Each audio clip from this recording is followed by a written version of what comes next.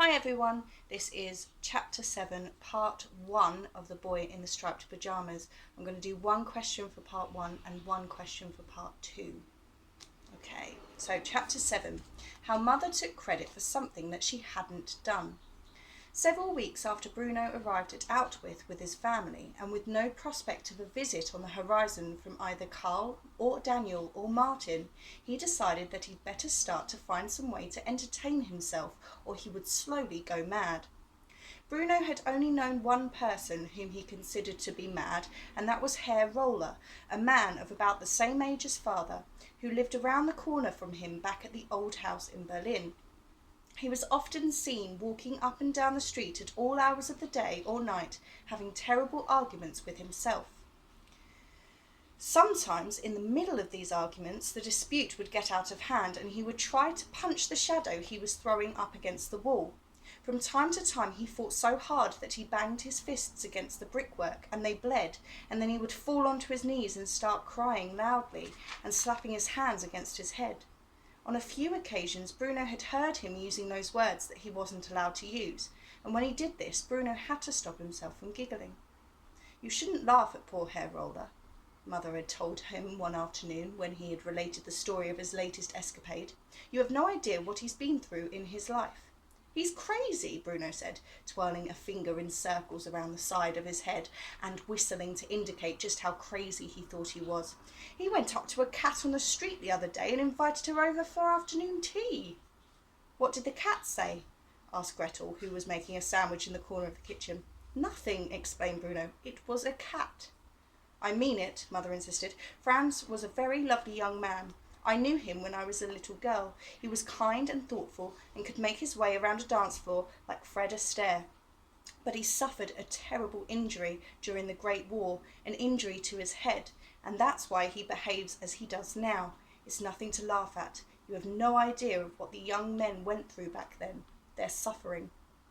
Bruno had only been 6 years old at the time and wasn't quite sure what Mother was referring to. "It was many years ago," she explained when he asked her about it, "before you were born. Franz was one of the young men who fought for us in the trenches.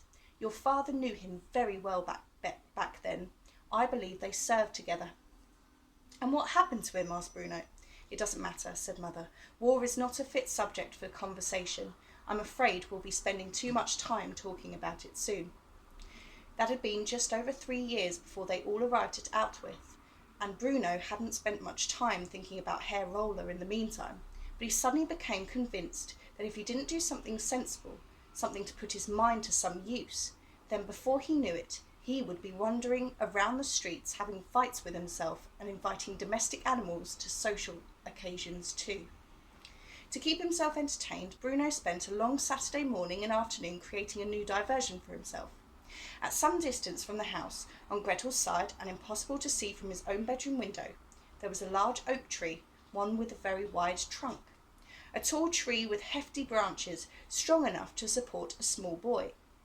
It looked so old that Bruno decided it must have been planted at some point in the late Middle Ages, a period he had recently been studying and was finding very interesting. Particularly those parts about knights who went off on adventures to foreign lands and discovered something interesting while they were there. There were only 2 things that Bruno needed to create as a new entertainment: some rope and a tyre. The rope was easy enough to find, as there were bales of it in the basement of the house, and it didn't take long to do something extremely dangerous and find a sharp knife and cut as many lengths of it as he thought he might need. He took these to the oak tree and left them on the ground for future use. The tyre was another matter. On this particular morning, neither Mother nor Father was at home.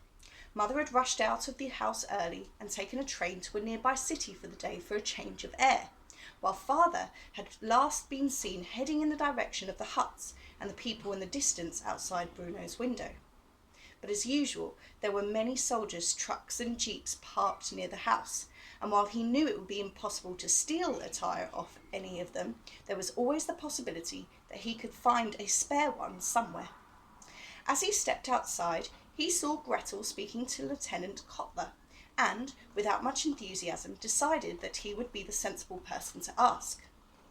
Lieutenant Kotler was the young officer whom Bruno had seen on his very first day at Outwith, the soldier who had appeared upstairs in their house, and looked at him for a moment before nodding his head and continuing on his way. Bruno had seen him on many occasions since.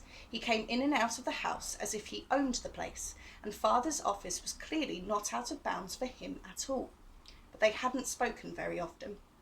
Bruno wasn't entirely sure why, but he knew that he didn't like Lieutenant Kotler. There was an atmosphere around him that made Bruno feel very cold and want to put a jumper on. Still, there was no one else to ask, so he marched over with as much confidence as he could muster to say hello. On most days, the young lieutenant looked very smart, striding around in a uniform that appeared to have been ironed while he was wearing it. His black boots always sparkled with polish, and his yellow-blonde hair was parted at the side and held perfectly in place with something that made all the comb marks stand out in it, like a field that had just been tilled. Also, he wore so much cologne that you could smell him coming from quite a distance. Bruno had learned not to stand downwind of him, or he would risk fainting away. On this particular day, however, since it was a Saturday morning and was so sunny, he was not so perfectly groomed. Instead, he was wearing a white vest over his trousers, and his hair flopped down over his forehead in exhaustion. His arms were surprisingly tanned, and he had the kind of muscles that Bruno wished he had himself. He looked so much younger today that Bruno was surprised. In fact, he reminded him of the big boys at school, the ones he always steered clear of. Lieutenant Kotler was deep in conversation with Gretel, and whatever he was saying must have been terribly funny, because she was laughing loudly and twirling her hair around her fingers into ringlets. "Hello," said Bruno as he approached them, and Gretel looked at him irritably. "What do you want?" she asked. "I don't want anything," snapped Bruno, glaring at her. "I just came over to say hello." "You'll have to forgive my younger brother, Kurt," said Gretel to Lieutenant Kotler. "He's only 9, you know." "Good morning, little man," said Kotler, reaching out and quite appallingly ruffling his hand through Bruno's hair, a gesture that made Bruno want to push him to the ground and jump up and down on his head. "And what has you up and about so early on a Saturday morning?" "It's hardly early," said Bruno. "It's almost 10 o'clock. Lieutenant Kotler shrugged his shoulders. "When I was your age, my mother couldn't get me out of bed until lunchtime. She said I would never grow up to be strong and big if I slept my life away." "Well, she was quite wrong there, wasn't she?" simpered Gretel. Bruno stared at her with distaste. She was putting on a silly voice that made her sound as if she hadn't a thought in her head. There was nothing Bruno wanted to do more than walk away from the two of them and have nothing to do with whatever they were discussing. But he had no choice but to put his best interests first, and asked Lieutenant Kotler for the unthinkable, a favour. "I wondered if I could ask you a favour," said Bruno. "You can ask," said Lieutenant Kotler, which made Gretel laugh again, even though it was not particularly funny. "I wondered whether there were any spare tyres around," Bruno continued, "from one of the jeeps perhaps, or a truck, one that you're not using." "The only spare tyre I have seen around here belongs to Sergeant Hofschneider, and he carries it around his waist," said Lieutenant Kotler, his lips forming into something that resembled a smile. This didn't make any sense at all to Bruno, but it entertained Gretel so much that she appeared to start dancing on the spot. "Well, is he using it?" asked Bruno. "Sergeant Hofschneider?" asked Lieutenant Kotler. "Yes, I'm afraid so. He's very attached to his spare tyre." "Stop it, Kurt," said Gretel, drying her eyes. "He doesn't understand you. He's only 9. "Oh, will you be quiet, please?" shouted Bruno, staring at his sister in irritation. It was bad enough having to come out here and ask for a favour from Lieutenant Kotler, but it only made things worse when his own sister teased him all the way through it. "You're only 12 anyway," he added, "so stop pretending to be older than you are." "I'm nearly 13, Kurt," she snapped. Her laughter stopped now, her face frozen in horror. "I'll be 13 in a couple of weeks' time, a teenager, just like you." Lieutenant Kotler smiled and nodded his head but said nothing. Bruno stared at him. If it had been any other adult standing in front of him, he would have rolled his eyes to suggest that they both knew that girls were silly and sisters utterly ridiculous.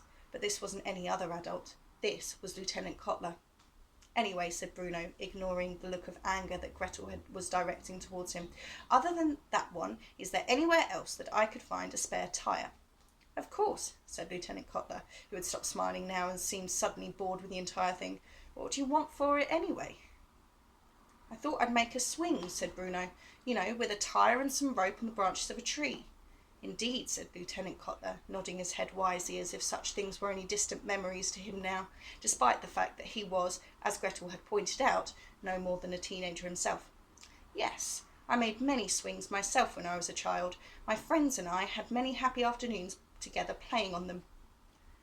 Bruno felt astonished that he could have anything in common with him, and even more surprised to learn that Lieutenant Cutler had ever had friends. So, what do you think? He asked. Are there any around? And the question is, what do you think of Lieutenant Cutler?